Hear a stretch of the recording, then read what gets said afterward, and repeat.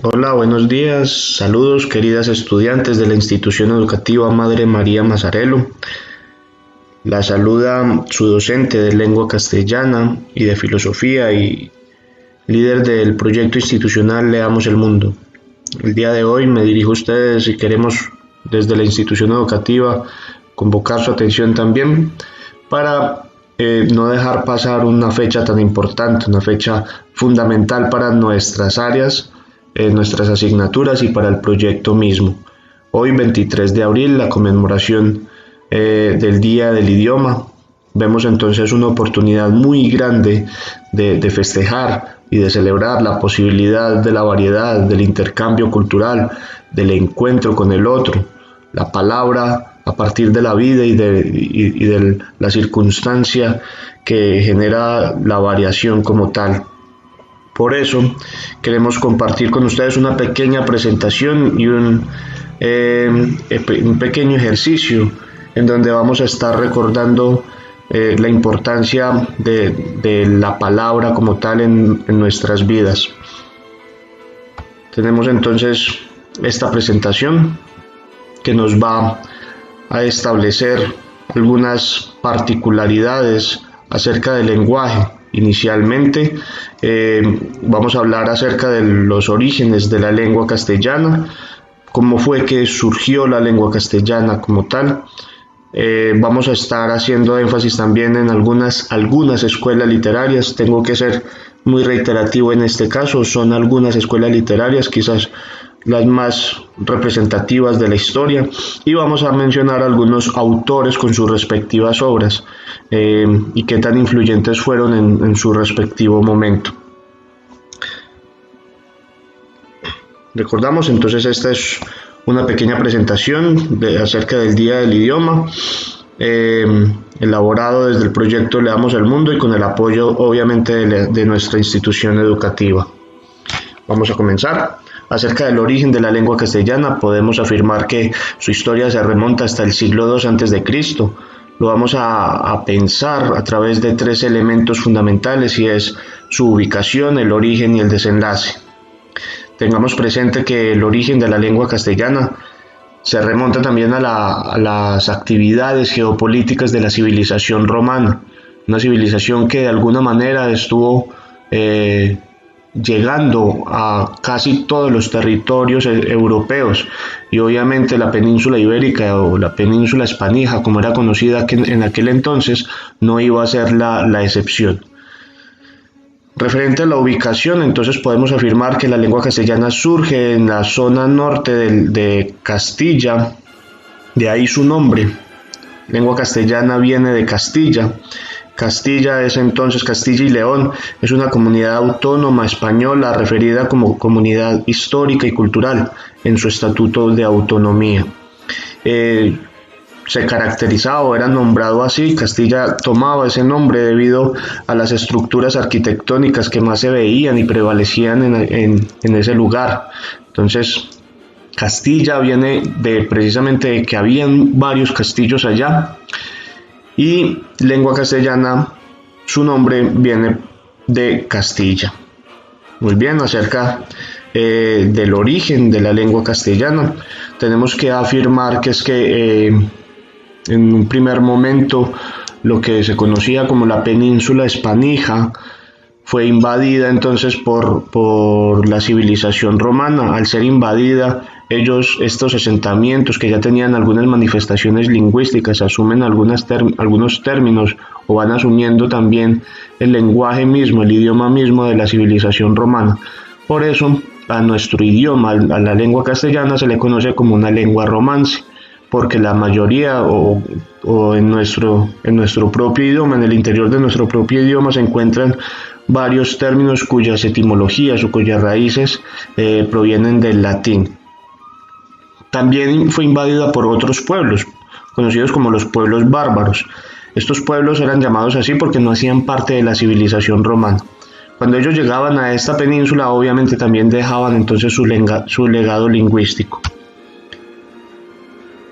Se dice que pasó de ser invadida a ser invasora porque España de alguna manera entendió muy bien la tarea y supo que para poder crecer geopolíticamente tenía que expandirse en términos territoriales desde su Estado-nación.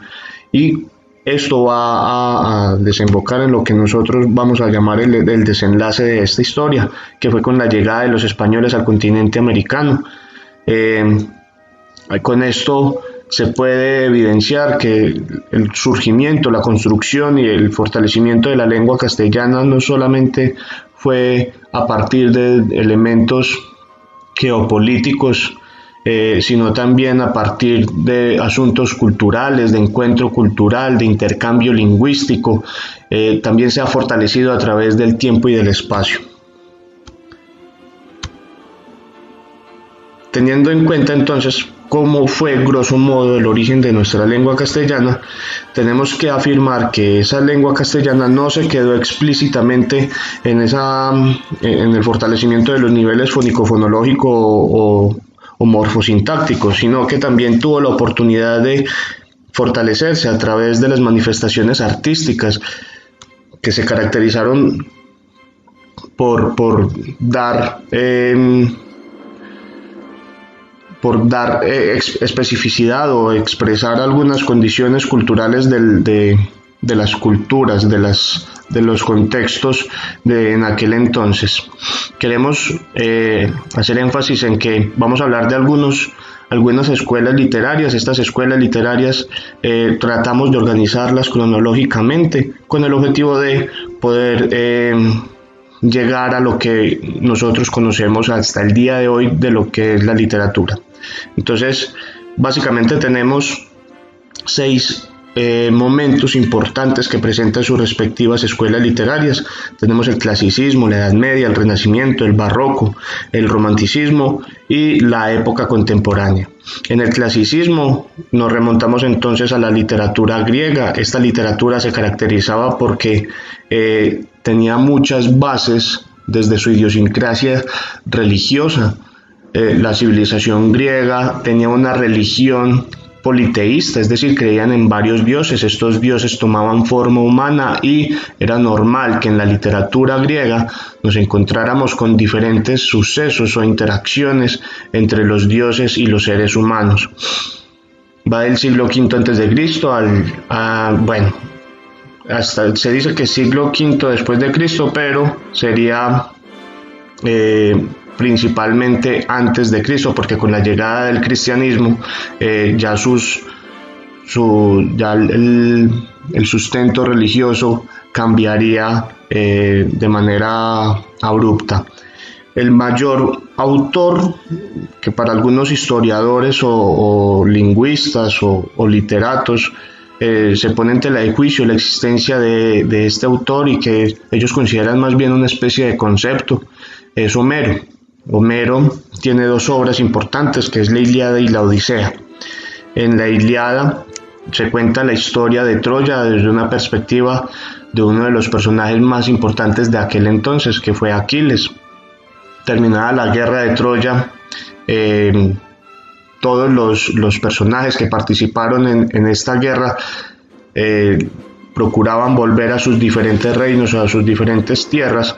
Ese fue el caso de Ulises, por ejemplo. Ulises, que finalizó la guerra de Troya, quería volver a su amada Ítaca, pero decidieron los dioses que no fuera así.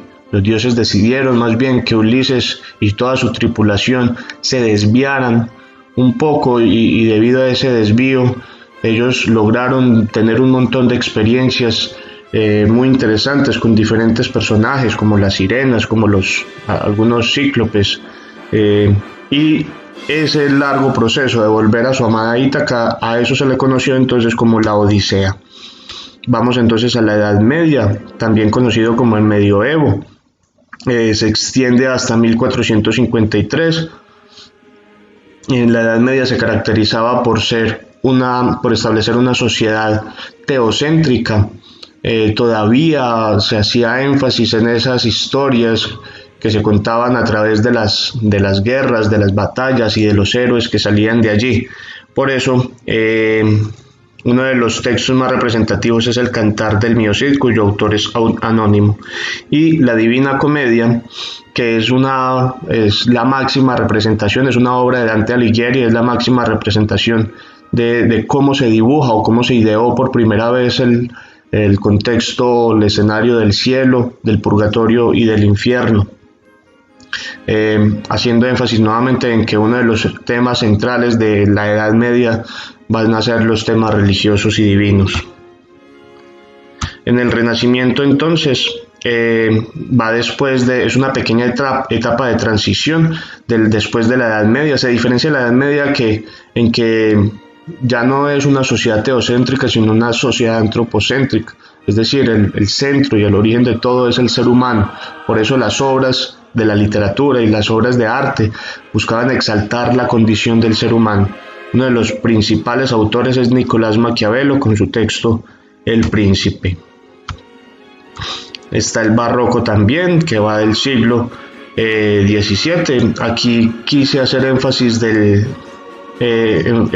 el Quijote de la Mancha, el ingenioso hidalgo Don Quijote de la Mancha, una obra de Miguel de Cervantes Saavedra. Algunos autores afirman que sí hace parte del barroco, algunos otros dicen que es del Renacimiento. Lo que sí es cierto es que se puede ubicar según sus características en ambas escuelas. Luego del barroco entraría entonces el romanticismo en el siglo XIX. Aquí uno de los autores más representativos es Fyodor Dostoyevsky con su texto Crimen y Castigo. Ya en la época contemporánea, luego del barroco vendrían otras escuelas, por ejemplo, en la modernidad. La modernidad también había unas características literarias muy interesantes. Ya en Latinoamérica se empieza a evidenciar esos primeros indicios literarios con Rubén Darío. Ya en la literatura contemporánea, que nace en el siglo XX, después de la muerte del modernismo, hay tres vertientes, hay tres corrientes, conocidas como el futurismo, el cubismo y el dadaísmo. Referente al cubismo, podemos afirmar que ahí se encuentra uno de los autores que quizás a ustedes les llame más la atención, es Luigi Russolo, es el autor de El Perfume. En el cubismo podemos afirmar que se concentra en la modernidad y el cosmopolitismo. Entiéndase por cosmopolitismo esa disposición que existe acerca de la formación de un sujeto, de un ciudadano, pero de un ciudadano para el mundo. Se incorporó el humor, la alegría y la festividad, por lo cual rechazan el sentimentalismo y actitudes poéticas. Tenemos el dadaísmo suizo, que se caracterizó por las revelaciones contra las convicciones literarias y el uso poético relevante. Ahora sí, pasamos entonces a los autores. Yo voy a hablar de 6 principalmente, quizás porque para mí son dentro de mi agrado, están dentro de mi agrado, dentro de mis gustos. Quizás esto esté determinado por una disposición subjetiva de quien expone. Sin embargo, creo también que es una posibilidad de acercamiento entre mis estudiantes y yo también como ser humano. Tengo 6 autores: Miguel de Cervantes Saavedra, Goethe, Dostoyevsky, Julio Verne, Franz Kafka y Gabriel García Márquez. Acerca de Miguel de Cervantes Saavedra, se dice que nació en 1547 y muere en 1616. Es conocido como el Manco de Lepanto. Se le conoce así porque en una de las batallas de Lepanto, en la batalla de Lepanto, él perdió su mano. Se le atribuye la creación del Quijote de la Mancha, aunque algunos historiadores dicen que pareciera que Miguel de Cervantes Saavedra no fue el autor precisamente de este texto, sino que él como que recopiló una información de unos pergaminos que estaban escritos en árabe. Sin embargo, no vamos a adentrarnos en profundizar en este debate. Lo que sí vamos a decir es que mientras él estuvo en ese proceso de creación del Quijote, lo hizo cuando fue preso político. Él se encontraba en la cárcel cuando estaba creando el Quijote de la Mancha. El Quijote es un antihéroe, entiéndase por un antihéroe que buscaba burlarse, reírse del patetismo, de las circunstancias de los caballeros andantes de la Edad Media. su intención era de alguna manera cambiar el mundo, aunque yo creería que lo logró a su modo, también con la ayuda de su compañero inseparable y uno de los personajes más enternecedores y más hermosos dentro de la literatura, que es Sancho Panza. Tenemos a Goethe, el creador de Fausto. Fausto es entonces es una historia del doctor Fausto, en donde se cuenta o se relata esos encuentros que tuvo con Mefistófeles. Mefistófeles es un ser diabólico que de alguna manera cumplía algunos deseos del doctor Fausto a cambio de diferentes cosas. Tenemos a Fyodor Dostoyevsky, que nace en 1821 y muere en 1881, y es autor de Crimen y Castigo, ya lo habíamos mencionado anteriormente. Julio Verne, que nace en 1828 y muere en 1905, es uno de los autores más representativos de la historia, quizás por esa cantidad insuperable de escenarios, de personajes, de historias, que él fue base o fue factor influyente en la creación de muchas otras obras literarias, de muchas invenciones, por así decirlo. Por ejemplo, fue elemento inspirador de esa primera película narrativa que conocemos, que es El viaje a la luna de Georges Méliès, ¿sí? Entonces es muy importante para la literatura universal. Franz Kafka, lo menciono aquí, me parece que también es un autor muy interesante. Nace en 1883, muere en 1924. En su obra intenta dibujar una concepción muy interesante acerca del hombre posmoderno, ese hombre que está en búsqueda siempre de algo, pero tristemente no sabe en búsqueda de qué. Autor de La Metamorfosis y de otros textos como El artista del hambre y Un artista en el trapecio. Y no nos podíamos quedar entonces sin mencionar a nuestro autor más representativo, Gabriel García Márquez, que nace en 1927 y muere en 2014, con su obra cumbre, la obra que lo llevó al reconocimiento internacional y que le costó de alguna manera su premio Nobel, y es 100 años de soledad. Se caracteriza por escribir a través del realismo mágico, ese realismo mágico que vincula básicamente la realidad y la ficción. Muy bien, vamos a ir finalizando, no sin antes mencionar que quisiera leerles un pequeño poema de Octavio Paz. Se llama La llama, el habla. Octavio Paz es un escritor, un poeta mexicano que tiene unos textos muy interesantes y está completamente recomendado desde el proyecto Leamos el Mundo. En un poema leo: conversar es divino, pero los dioses no hablan, hacen, deshacen mundos mientras los hombres hablan. Los dioses sin palabras juegan juegos terribles. El espíritu baja y desata las lenguas, pero no hablan palabras. Habla lumbre. El lenguaje, por el dios encendido, es una profecía de llamas y una torre de humo y un desplome de sílabas quemadas, ceniza de sentido. La palabra del hombre es hija de la muerte. Hablamos porque somos mortales. Las palabras no son signos, son años. Al decir lo que dicen, los nombres que decimos dicen tiempo, nos dicen. Somos nombres del tiempo. Mudos también los muertos pronuncian las palabras que decimos los vivos. El lenguaje es la casa de todos en el flanco. Del abismo colgada, conversar es humano. Con esta conclusión, que de alguna manera es a lo que queríamos apuntar, es exaltar la condición del ser humano al decir que el lenguaje es nuestro, que es nuestra posibilidad de expresarnos. El lenguaje también habla por nosotros, nos representa. Llegamos entonces al fin, deseándoles a todas y cada una de ustedes que se encuentren muy bien, que todas sus familias se encuentren muy bien. Queremos que nos encontremos pronto y poder seguir compartiendo. Vamos a finalizar entonces esta pequeña intervención con algunas remembranzas de lo que fue el Día del Idioma en el año 2019. Muchas gracias, hasta luego.